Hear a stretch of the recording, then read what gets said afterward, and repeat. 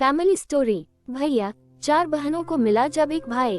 बेटे की चाहत में 4 बेटियां पैदा करने वाले निशा के माता पिता को बेटा, दादी को पोता और चारों बहनों को भाई तो मिल गया, लेकिन बाद में ऐसा क्या हुआ कि पूरे परिवार में मातम छा गया। कीर्ति ने निशा का चेहरा उतरा हुआ देखा और समझ गई कि अब फिर निशा कुछ दिनों तक क्यों ही गुमसुम रहने वाली है। ऐसा अक्सर होता है। कीर्ति और निशा दोनों का मेडिकल कॉलेज में दाखिला एक ही दिन हुआ था और संयोग से हॉस्टल में भी दोनों को एक ही कमरा मिला।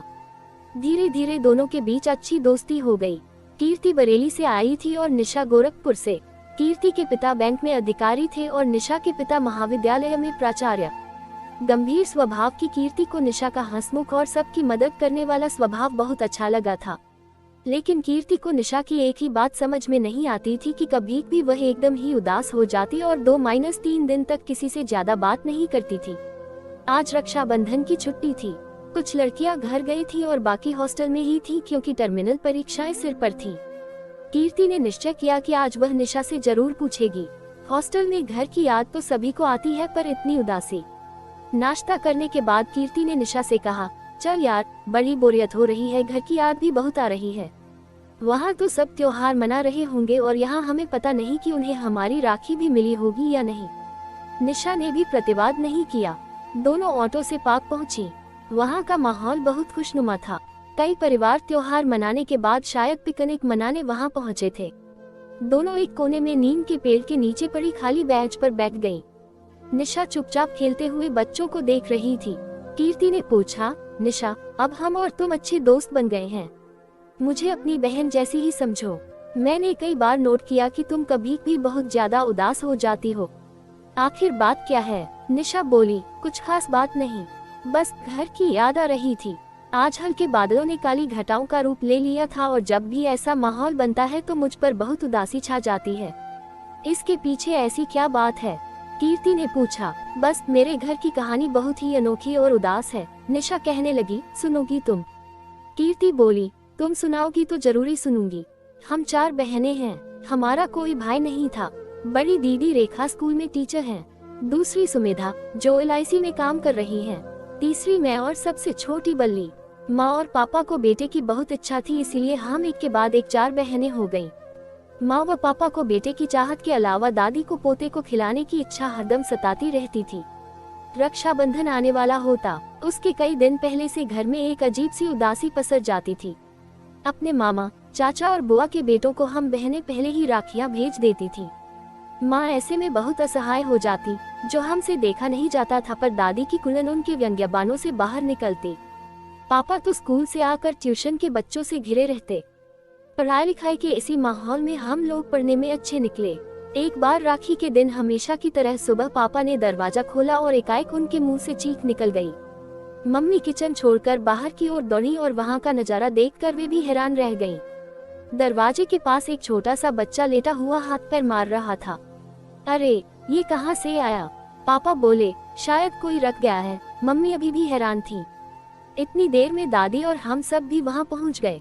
थोड़ी ही देर में यह बात जंगल में आग की तरह पूरे मोहल्ले में फैल गई कि गुप्ताजी के दरवाजे पर कोई बच्चा रख गया है। बारिश के बावजूद बहुत से लोग इकट्ठा हो गए। इसे अनाथाश्रम में दे दो, भीड़ से आवाज आई। अरे, थोड़ी देर इंतजार करना चाहिए, शायद कोई इसे लेने आ जाए, नीरा आंटी बोली। किसी ने कहा, पुलिस में रिपोर्ट करानी चाहिए। धीरे धीरे सब लोग जाने लगे। त्योहार भी मनाना था। वैसे आपकी मर्जी प्रो साहब, पर मेरी राय में दोपहर तक इंतजार के बाद आपको इसे बालवाड़ी अनाथ आश्रम को सौंप देना चाहिए, कॉलोनी की सेक्रेटरी ने कहा।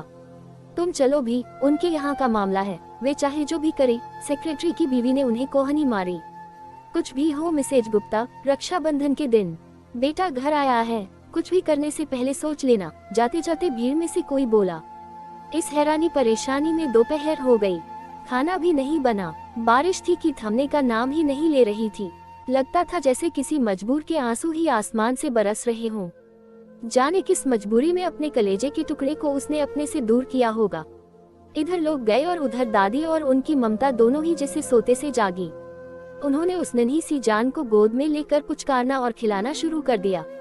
उसे गर्म पानी से नहलाया और जाने कहां से ढूंढ कर उसे हमारे पुराने धुले रखे कपड़े पहनाए। कटोरी में दूध लेकर उसे चम्मच से पिलाने लगी। पापा ने नहा धोकर जब बुआ की राखी हम लोगों से बंधवाई तब दादी बोली, अब इस छोटे से भैया राजा को भी तुम लोग राखी बांध दो। रक्षाबंधन के दिन आया है, मैं तो कहती हूँ तुम लोग इसे अपने पास ही रख लो। मम्मी को तो जैसे विश्वास ही नहीं हुआ कि कहाँ छुआछूत को मानने वाली उनकी रूढ़िवादी सास और कहाँ न जाने किस जात का बच्चा है, फिर भी उसे ऐसे सीने से चिपकाई थी कि मानो उनका सगा पोता हो। मम्मी पापा पसोपेश में थे पर दादी की इस बात पर कुछ नहीं बोले। दोपहर बाद भी लोग आते रहे, जाते रहे और तरह तरह की नसीहतें देते रहे, पर दादी इन सब बातों से बेखबर उसकी नैपी बदलने और उसे दूध पिलाने की कोशिश में लगी रही। अगली सुबह सब चिंतित थे कि क्या होगा, पर मम्मी के चेहरे पर दृढ़ निश्चय था। मैं अनाथ आश्रम में जाकर बात करता हूँ, पापा के कहते ही मम्मी बोल उठी, नहीं नन्हा यही रहेगा। पापा ने भी प्रतिवाद नहीं किया और दादी तो खुश थी ही। बस उसी दिन से भैया हमारे घर और जिंदगी में आ गया। मैं भैया के प्रति शुरू से ही बहुत तटस्थ थी, जबकि दोनों बड़ी बहनें थोड़ी नाखुश थीं। उनकी बात भी कुछ हद तक सही थी। उनका कहना था कि माँ पापा के अच्छे व्यवहार और इस घर की अच्छी साख का किसी ने फायदा उठाया है, और वही ये भी जानता है कि इस घर को एक बेटे की तीव्र चाह थी। खैर, उस गोलमटोल और सुंदर सी जान ने धीरे धीरे सबको अपना बना लिया। माँ और दादी जतन से उसे पालने लगी।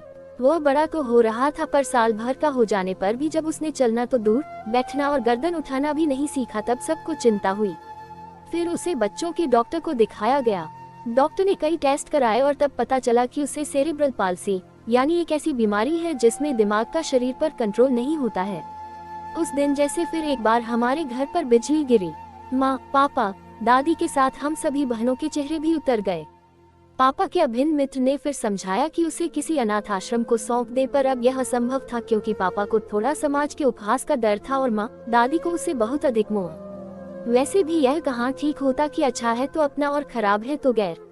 इसलिए भैया घर में ही है। अब करीब 6 साल का हो गया है, पर लेटा ही रहता है। माँ को उसका सब काम बिस्तर पर ही करना पड़ता है। दादी तो अब रही नहीं, कुछ समय पहले ही उनका देहांत हुआ। माँ कभी भी बहुत उदास हो जाती हैं। कहाँ तो भैया के आने से उन्हें आशा बंधी थी कि शायद बुढ़ापे में बेटा सेवा करेगा, पर अब तो जब तक जीवन है उन्हें ही भैया की सेवा करनी है। निशा फफक कर रो पड़ी। कीर्ति की आंखें भी नम थीं।